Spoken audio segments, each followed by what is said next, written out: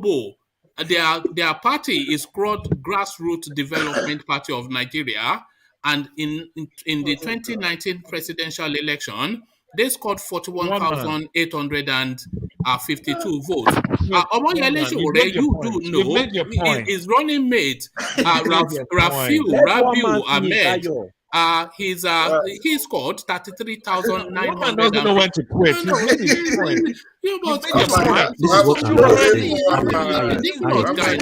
Listen, so I want people to see that I'm not blaming Sowore for what he's doing. I swear to God, I can't handle DOG anymore. I just felt Sowore could have built on what he did. Look at that guy, one man that we don't know. One man just mentioned the name. If he was building, he would have. That's passion. That's passion. Ayo, that's passion. On one hand, you said the road result. Another one, you said the squad. I don't get what you really mean here. Which kind of Igbo you smoke, DOG? It's just annoying when people think we hate Sowore. I don't hate him, but to me, Nigeria is not a place where you want to play politics.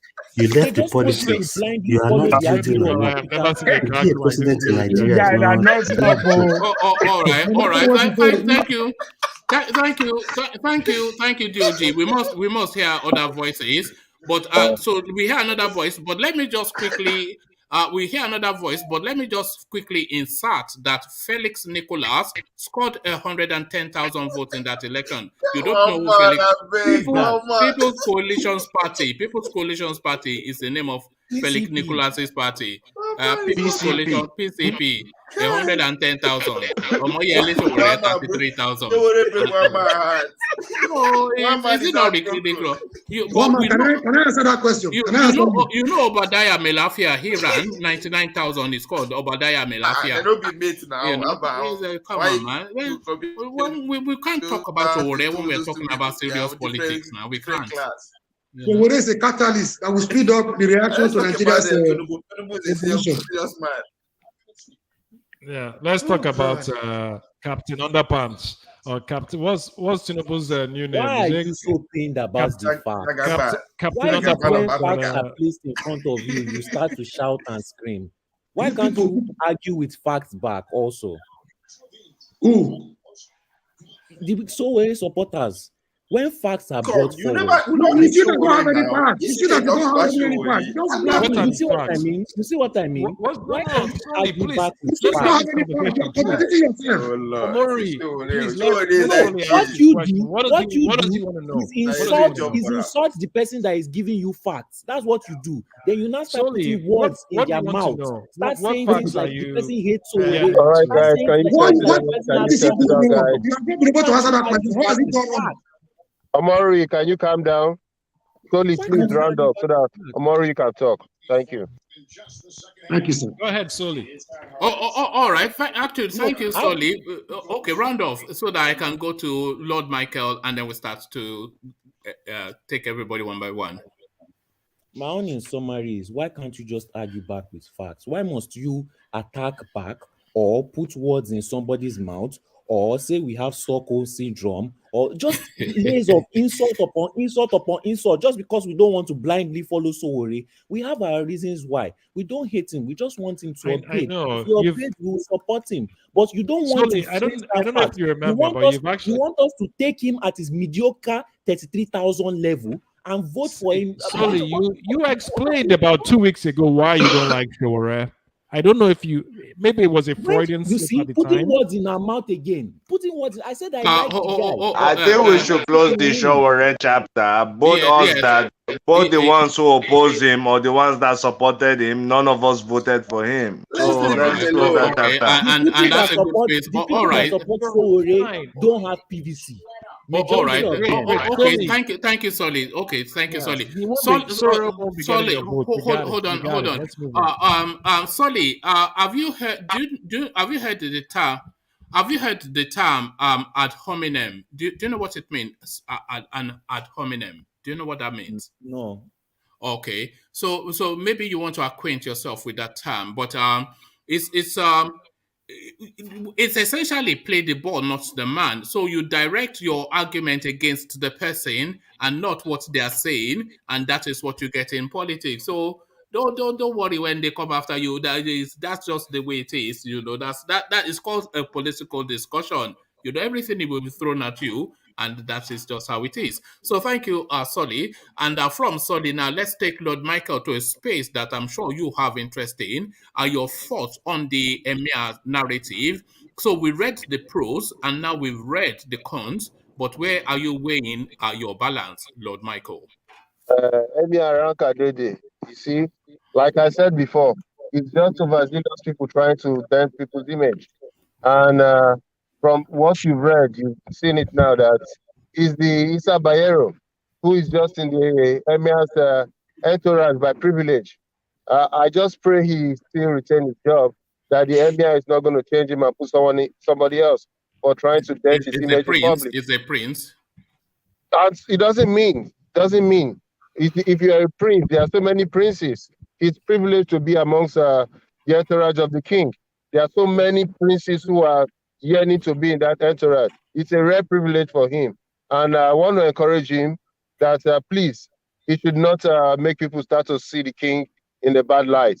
So I don't want to trash it too much, but let's we all try to be humans and do the right thing. All right, thank you. And Tinubu gives himself a clean bill of health. But are you buying it, Lord Michael? Well, you see, I was discussing with somebody today, and he told me that people who wee on their body and wear diapers, that it doesn't really fall out. That it's when you poop, then it pushes the wee out. I think he's only trying to... highbrow platform here. Don't take us. That's why I'm not using the vulgar way of saying it. So for me, I cannot judge him. I'm not his doctor. I wish him well. I wish him good health. But from what I see, oh man, it's a sorry situation.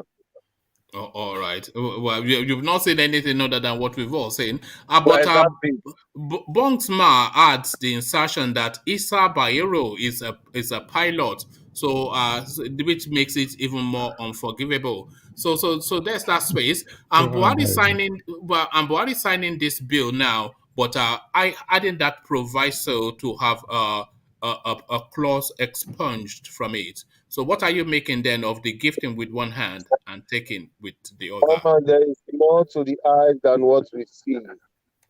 From 2 days ago, I've been shouting that the rates at which activities are coming out, something is about to happen.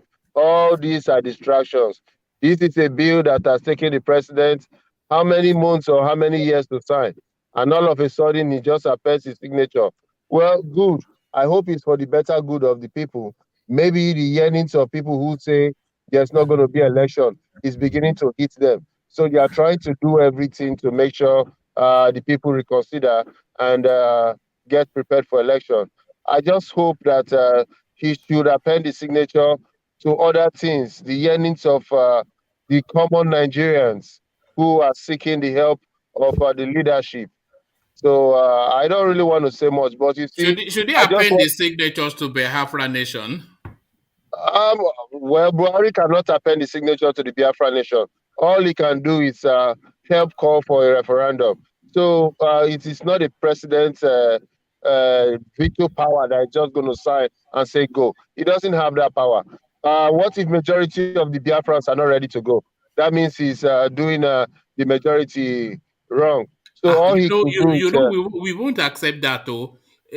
I was even only joking, but if somebody signs now that Biafra can go and the majority in Igbo land are now saying they don't want to go, nobody will accept it though. After what you have put us through nobody will accept it though. Until then, in fact, maybe the Emir should even get angry with the Igbo people and say, in fact, let these people just leave this country for not letting me fly. All right. So I want to say something about why Soli is very bitter about Sowore. No, don't go. No. It's not a quarrel. It's not about fight. No. We don't like to personalize. It's not personalization. It's Sowore that look for his trouble. Every time Sowore will always go and be singing. Solely, narrative forever. So he's the one that look for Soli's trouble by saying Soli. So that is why Soli is not happy with him. Maybe if he I changes am happy himself.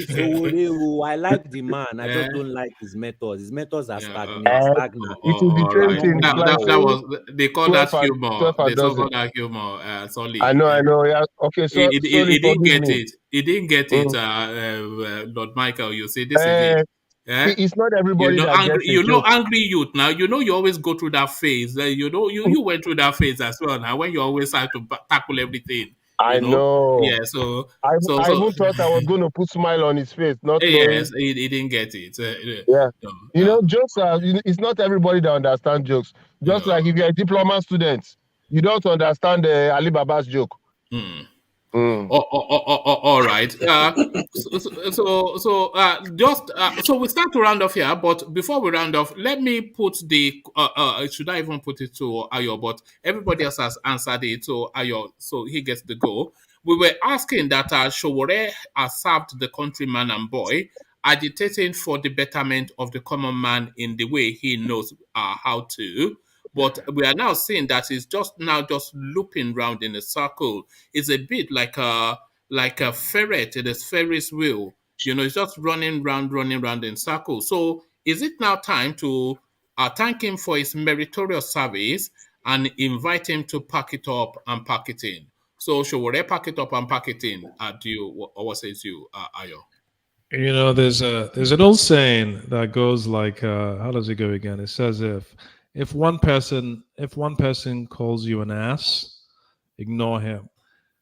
If 5 people call you an ass, go buy yourself a saddle. Everyone is running scared. Everyone, I don't know why, but whether it's people on this platform, whatever you want to say about Sowore, he generates passion, and that's what you want in a politician. Whether it's for him or against him, all these other people you mentioned who maybe scored maybe a few more votes than him or less or whatever, then no one cares about them because they're not really generating any passion in anyone. Sowore generates passion. He generates passion in his supporters and he generates passion in his detractors. So as far as whether he's a natural politician goes, he's aced the first test.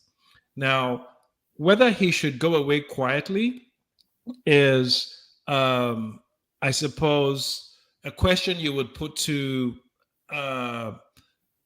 maybe his detractors and his supporters.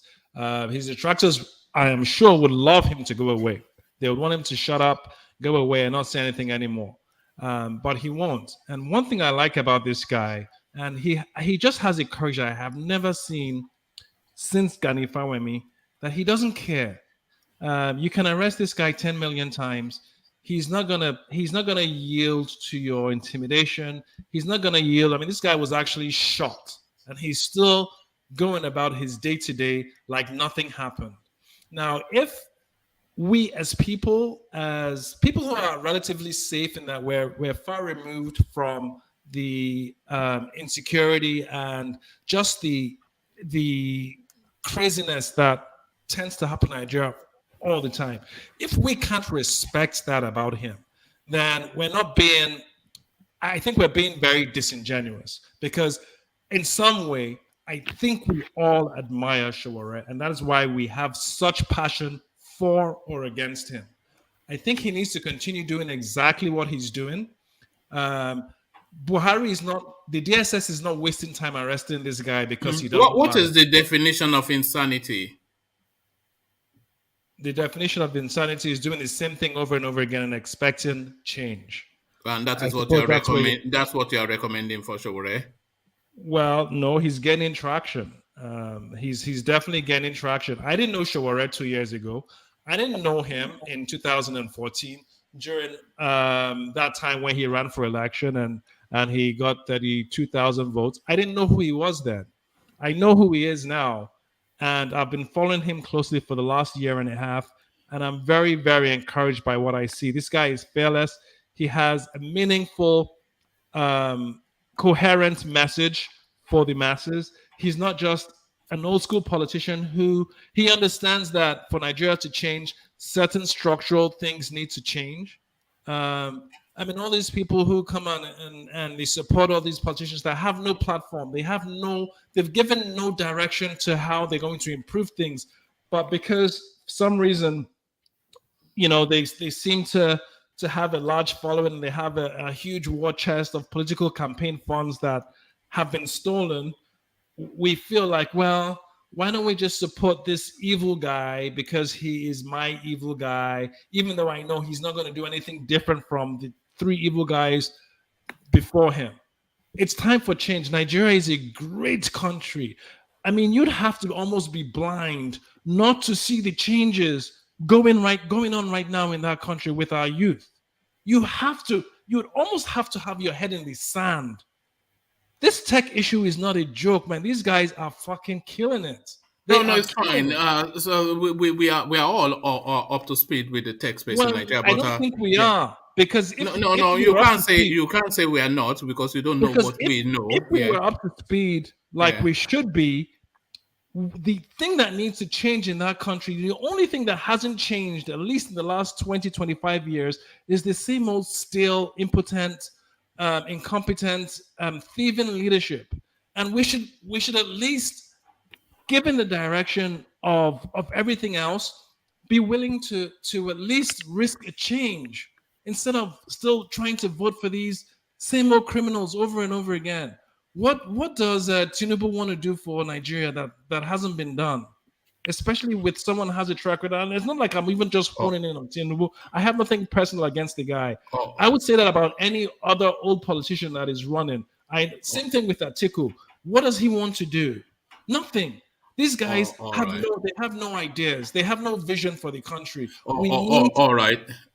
Thank you. We need new energy.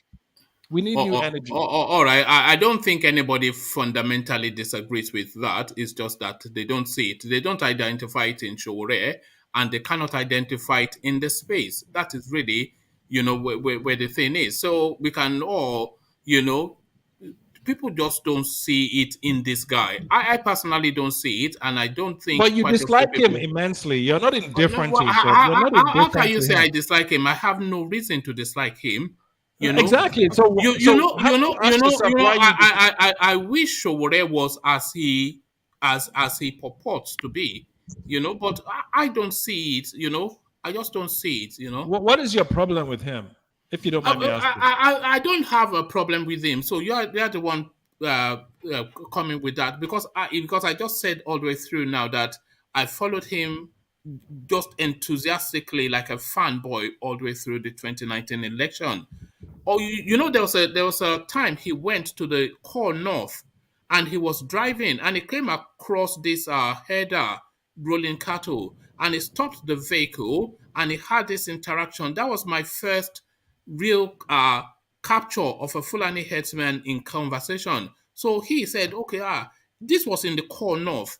And then there's also one clip. He went to some rural, far remote area in that north again, where all they had was hamlets, and they hosted him quite well. And the person that could speak a little bit of English was interpreting the language. He traversed the entirety. When he went to Yoruba land, I didn't quite like his interaction with the Oni, but that's Sowore. And then he went to the Omonoba of Benin. He went to the Obi of. He traversed the entirety of that country. And when he was having his live sessions, and when people were donating in money, which Ovie said he was part of it, I watched all of that. I followed that journey all the way through. I lapped it up, and I was just expecting something to happen.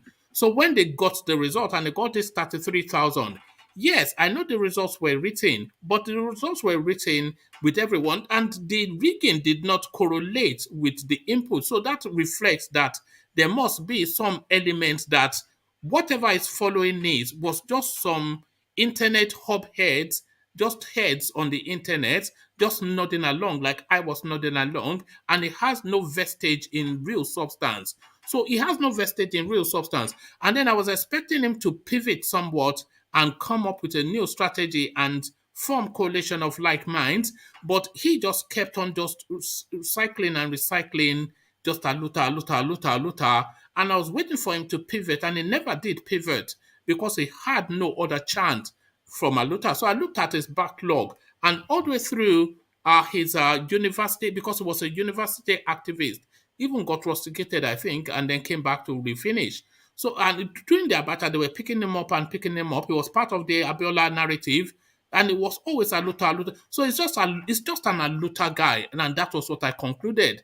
So if it's just an Aluta guy, then I don't see that he should occupy this space where he's still holding on to public attention in this manner, because we need a Sowore to occupy that space, but not this Omoyele version, who has offered everything that he can offer, and the sum total of its entirety is just an Aluta guy. So pack it up and pack it in. That's just what I think for this guy. It's nothing personal. He's just crowding the space, Right. You make complete sense, and I can understand your disappointment, and you projected your hopes onto him, and he didn't deliver like you were hoping he would. And that's fine. I think people like Sowore are very essential for the political landscape in Nigeria. We need someone aggressively pushing the politicians in a progressive direction, aggressively, and presenting a real contrast in policy to the status quo, whether it is PDP or APC. Those guys are all the same. I think we all know that. The only person who is presenting a real contrast to the existing politicians we have is Sowore. Even if it's just for that reason, I think he deserves our support, because he is bringing real contrast. He is not towing the usual Nigerian political line, and that is growth.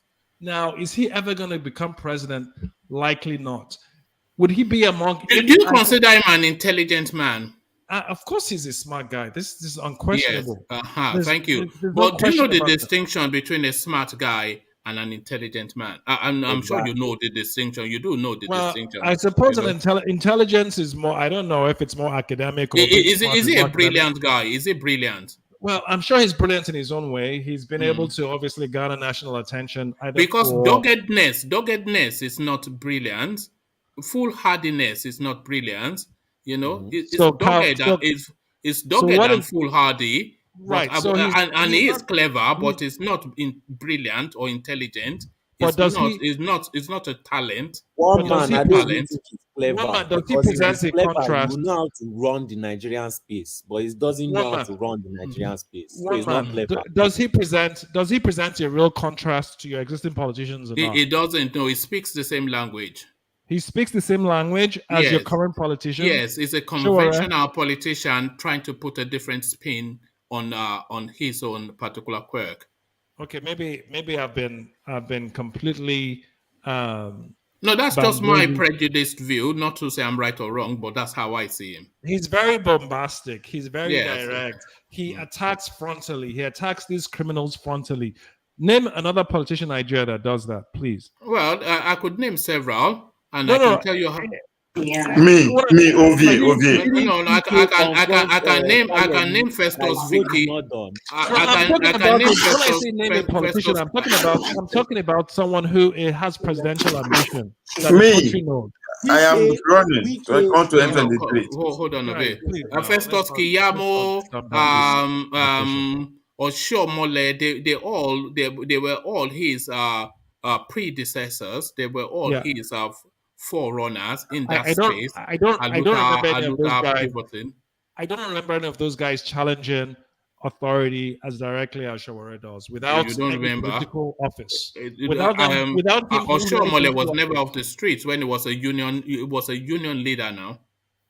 Okay, well, like I said, I don't know much about Oshomole and his politics. But as far as I know, I don't know anyone who isn't in a position of power, doesn't have political immunity that goes for the national leadership like Sowore does. This guy is fearless, and like I said, he may never win the presidency, but he does provide the necessary contrast. He shows people there's a different way and there's a different choice, and people may like him. People may think he's stupid or he's not towing the line of the average Nigerian politician, But that is a necessary contrast, because beyond, if we don't have people like him, we're just going to get so entrenched in this turn by turn PDP, APC, criminal enterprise that,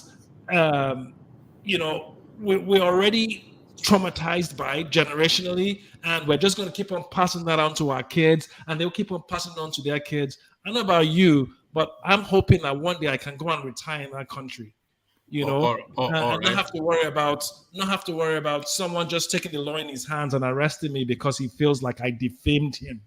All right, thank you, Ayo. So we've hit the 6-hour mark, so we must start to round off here. And I want to try and round off just fairly within like 10 minutes and no more. So just quick closing remarks for things you've not gotten the chance to fully express. Right. So actually, I was pretty excited to hear about Buhari signing the election, the new election bill. I know it's not perfect. We wanted direct primaries, and that was I guess a bridge too far for him, so we had to remove it. But I don't think anyone would disagree that him signing that bill isn't a step in the right direction. As they say, even a broken clock is right twice a day. So I'm gonna have to give Buhari his props on that. I honestly no. So repeat that. Even a broken clock is right. No.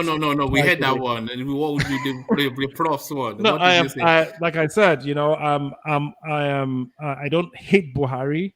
I hate his policy, and I hate everything. I'm going to clip this. I'm going to clip it, and anytime you come in. But this is the singular thing he's done that has me stunned, that he actually signed this, and this is something that is actually beneficial for the direction that we hope Nigeria will go.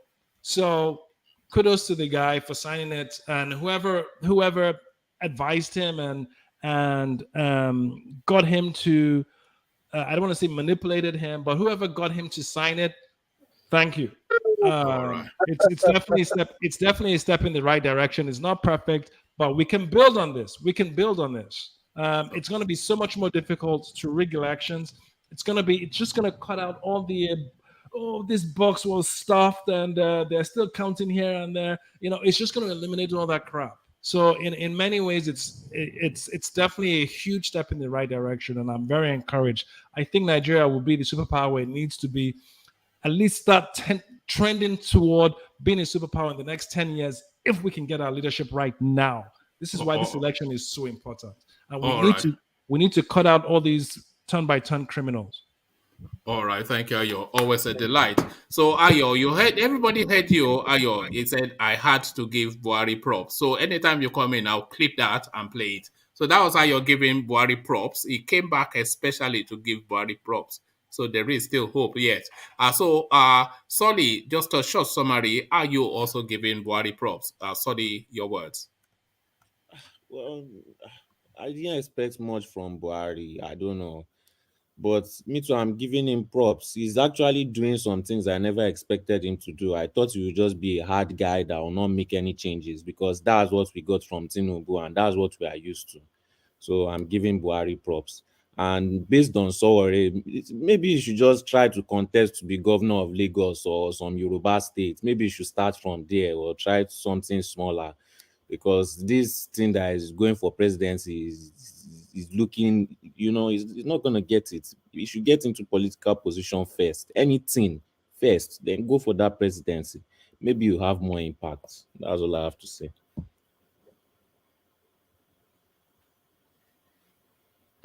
All right, thank you, Solly. So thank you, Solly. So from Solly, we're going to Ovie to you.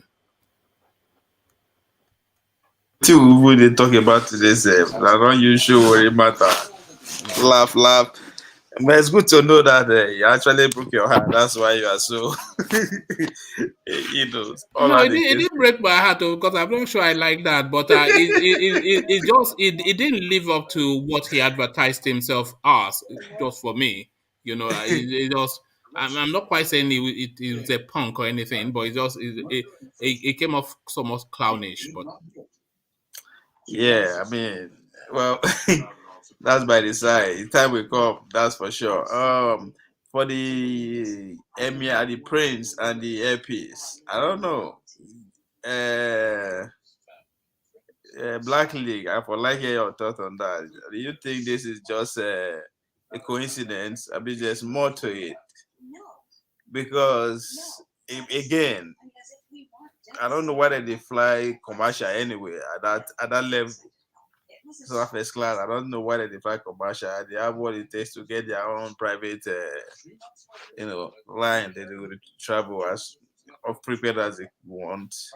Then the owner is a businessman. It's not that business savvy. If I want to put it that way.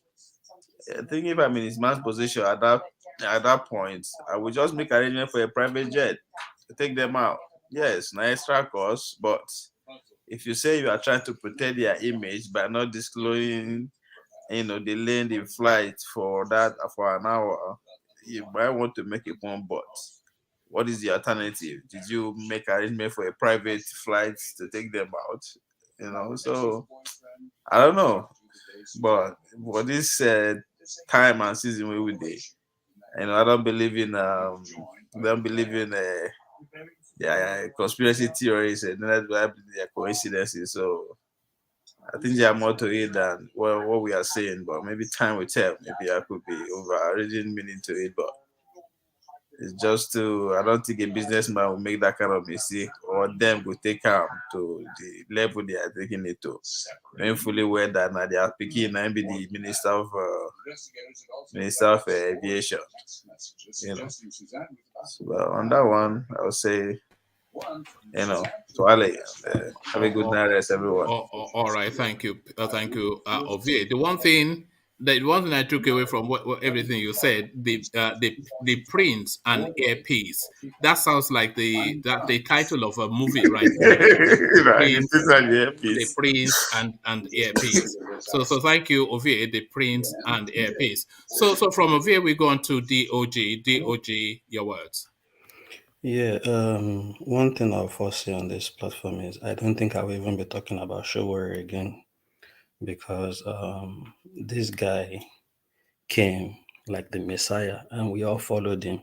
I was part of the people that followed Sowore from day one, supporting him and all that.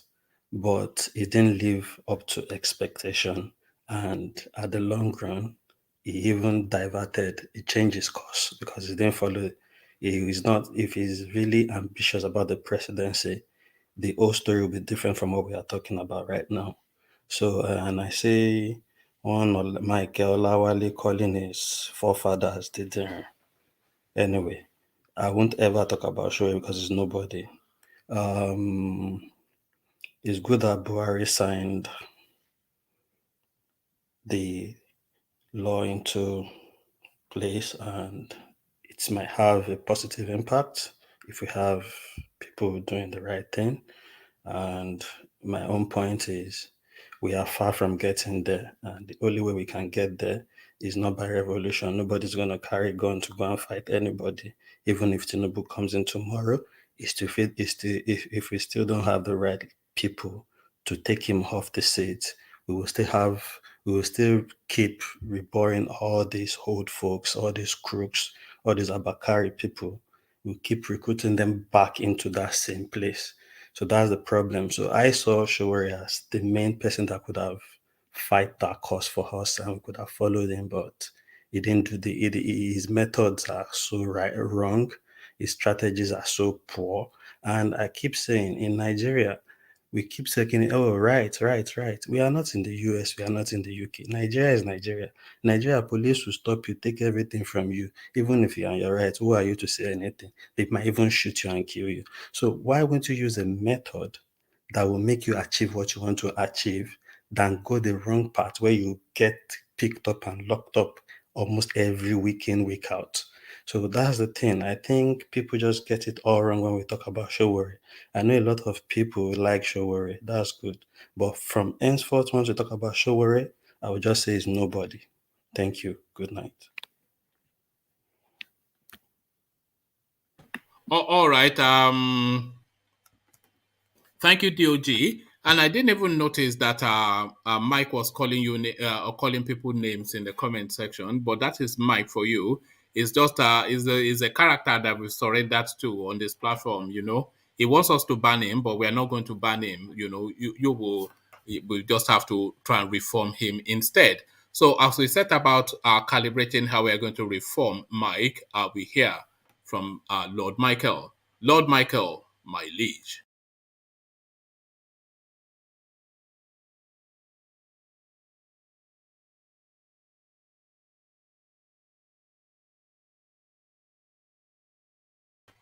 Do we not have you, Lord Michael? Have you left us? I think. Did I mute you? Hold on.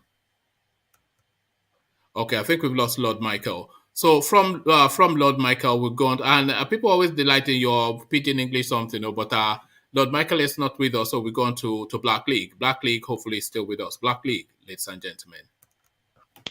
Yeah. Well, it's been a great conversation tonight. A great session, everyone. Being Sowore was what dominated the latter portion of the session. I think he has made great achievements by really opening up the door for the youth to get involved in politics and at least know what's going on. Knowledge, they say, is not power. Information is power. And that's Sowore's strength, his ability to bring forth information that is hidden in the political space. So I think that is a plus. That's one positive I can say about Sowore.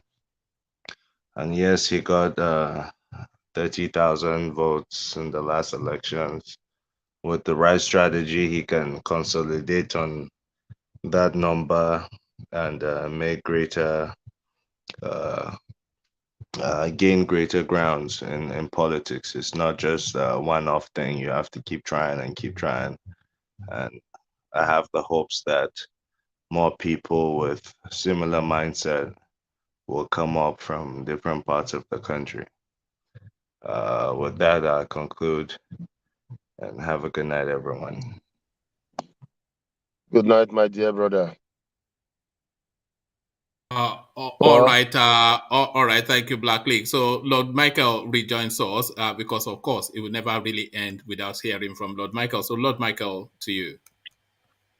My people are great to now. Since the network, we don't they play me Ojoro, but I not agree. I don't tackle am back as a very wicked defender when I be. We don't come again today. We don't come. We don't hear. Many people don't hear no pata, but Mona no worry.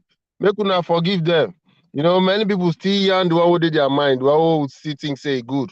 You know, now so they build for every discussion like this. Some people go yarn point, while some people go make sense. Now be say discussion they go well. Everybody no go fit talk the same thing. I mean say we not they progress because if we get only one voice, once that voice shut up, I mean say we not get anything to do again. I want to start by hailing all the people waiting for background there, where they chat, where they put us in structure, plus the one where they insult, plus the one where insult us. So I beg, make una not verse. Make una still continue to support this station because as we dey for here, so now Nigeria be this, so now abroad be this, so everything that they happen, I won't forget to tell of you. Say if you look, what's that they call them again, social media, now Ukraine girls, now food there now, that they find people who get visa. Maybe some of them carry some, they want come Nigeria, they don't dey free, they dey nyafu, we're everywhere. But back to our country, where we say, now there they us. Time don't reach where everybody go stand up. I don't tell una before. When anything una believe in, make una stand strong for that. You know, if we go continue to talk this talk, we not go talk and finish. I just the rush before the network go take me na ground again. So make I leave am for here. We go yarn tomorrow. God bless una. Make una strong. Oh, bye-bye. All right, thank you, Lord Michael. Story don't get belly and all that. So thank you, Lord Michael. Always a delight. So the mighty Ajan Lekoko, to sum it up, Ajan Lekoko condense it into a short summary so we can all go to bed. Ajan Lekoko, ladies and gentlemen. Thank you, one man. And I thank everybody that came on the platform tonight. Your contribution is quite meaningful. And I believe that for the few hours we spent on the platform today, I believe we have enlightened some people and informed a lot of people about what we believe in, our position in the politics of Nigeria. To DOJ, I don't know why you should feel get offended for people yapping you from the comment section. This is a public space. When you speak against the man of the people, people will jab you. So you don't need to feel offended about that. You are just saying your mind. It doesn't matter. That's what you believe in. So, and your decision that anytime that they're talking about you say your rights, nobody. They will still jab you. There's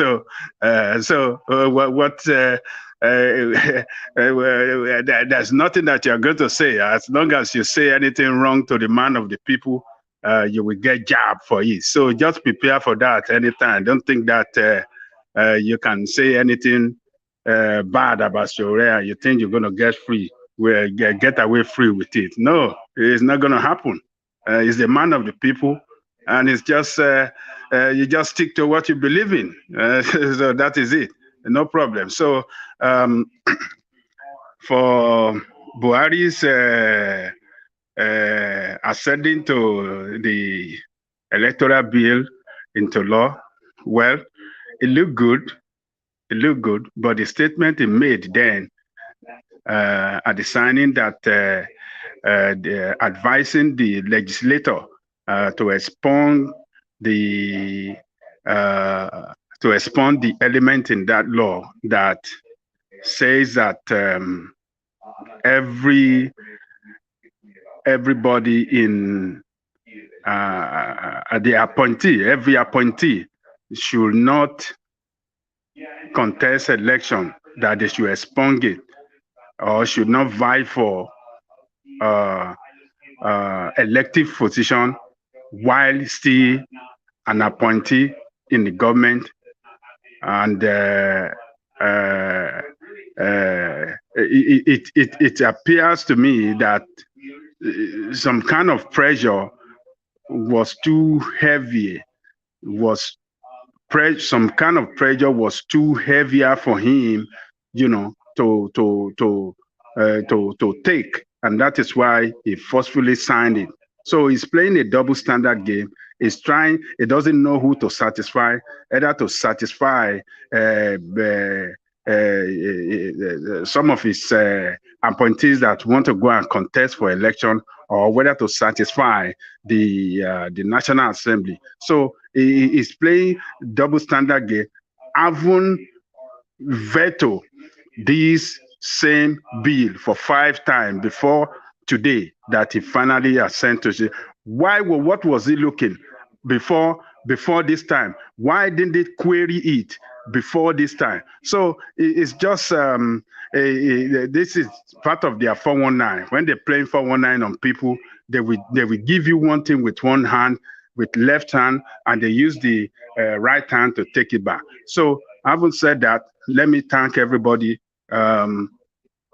Those of you behind the scene that are chatting, I see my sister Brongo Ma, my brother Alessandra Kashi, Jaja, Flash Mankind, and our big brother Alessandra Gomez, and every other in the chatting room for doing great work. You're all good guys. Keep doing what you know to do best. You are the strength of the platform. One man, the eagle, the man that called himself the eagle.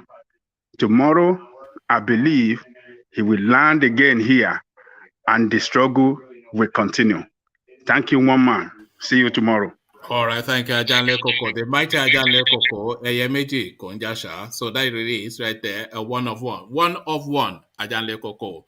So the eagle landed, the eagle departs. The session comes to an end. So it has been a real delight. One of the more enjoyable ones. All of the big names here are your Black League, Ajanle Koko, etc. All of the top names that you all know and love to hear from. Lord Michael with his little skits. pidgin language. So that is now becoming something that people are now chiming with. So all of that in play. So I'll leave it there. Carry the conversation on within the comment section, but here I say peace.